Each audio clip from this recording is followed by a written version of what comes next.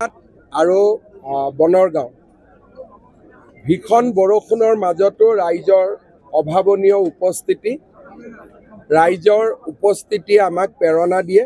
মই নিশ্চিত যে এইবাৰ বিটিআৰৰ নিৰ্বাচনত বিজেপিয়ে এটা সুন্দৰ ফলাফল কৰিবলৈ সক্ষম হ'ব। আপোনাৰ এটা ভাষণে সমীকৰণ সলনি কৰিছে যে প্ৰথম শ্ৰেণীৰ নাগৰিক দ্বিতীয় শ্ৰেণীৰ নাগৰিক এয়া সলনি চাওক, আমাৰ ভাৰত অসম বিটিআৰ ক'তোৱে কোনো দ্বিতীয় শ্ৰেণী থাকিব নালাগে, সকলোৱে প্ৰথম শ্ৰেণী হ'ব লাগে।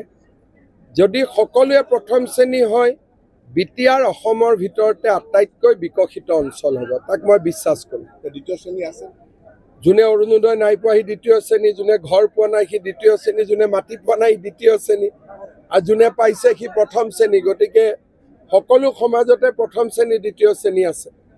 গোমাৰ পৰিৱেশ দেখি কি কৈছে? গোমাত মই ভাবোঁ যে বিজেপিয়ে অলপ আৰু কষ্ট কৰিব লাগিব, কিন্তু আমি জিকিম। বিটিচিটো মানুহে প্ৰথমটো মাটিৰ কাগজ পাব লাগিব। এতিয়াতো বিশ্ব বসুন্ধৰাৰ পিছত ইয়াত কি বুলি কয় বিশ্বমুটাৰী চলিছেহে, গতিকে তাৰ পিছত হ'ব এইবিলাক। গতিকে প্ৰথম বিশ্বমুটাৰীটো ভাল কৰি হৈ যাব দিয়ক।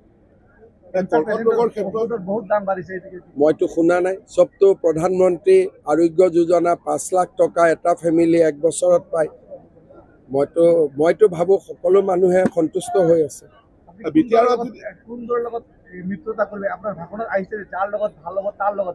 এইটোতো মই কোৱা নাই, মই কৈছোঁ যে BPF UPPL এক হ'ব লাগে, যাতে আমি কোনো চিলেক্ট কৰিব নালাগে।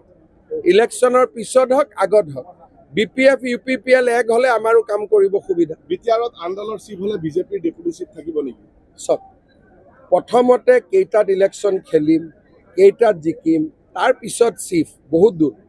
কিন্তু এইটো ঠিক যে আমি বিটিআৰৰ ৰাইজৰ যি এটা আন্দোলন কৰি পোৱা বিটিআৰ, গতিকে তাৰ সন্মান আৰু তাৰ যিটো চেন্সিটিভিটি সংবেদনশীলতা তাক বিজেপিয়ে সদায় ৰক্ষা কৰিব। তেনেকুৱাটো মই কোৱা নাই। মই কৈছোঁ যে চক, মই ভাবোঁ যে UPPLও ভাল কাম কৰিছে, BPFও ভাল কাম কৰিছে, সকলোৱে ভাল কাম কৰিছে, কিন্তু কৰিব আৰু বহুত বাকী আছে। কৰ্কট ৰোগৰ ক্ষেত্ৰত চৰকাৰে যিটো কেমো বিনামূলীয়া চব বিনামূলীয়া আছে।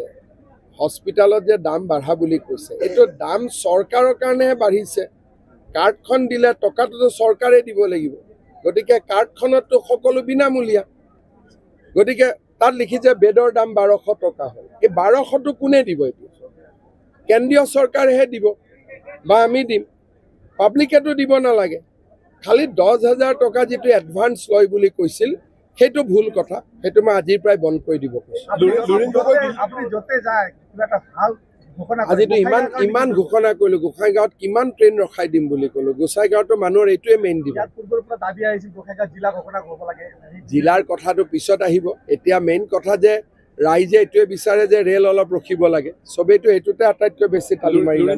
ৰাহুল গান্ধীৰ মিলন চব আছুৰ নেতা, যি আছুৱে বিদেশী বহিষ্কাৰৰ কথা কৈছিলে, যি আছুৱে 855 জন শ্বহীদৰ কেঁচা তেজৰ বিনিময়ত ৰাজনীতি কৰে, সেই আছুৰ প্ৰাক্তন সাধাৰণ সম্পাদকে যেতিয়া 855 জন শ্বহীদৰ হত্যাকাৰী ৰাহুল গান্ধীৰ ভৰিত পৰে, চেহেৰাটো আৰু ফটোখন দেখিবই ভাল নালাগে। চলক।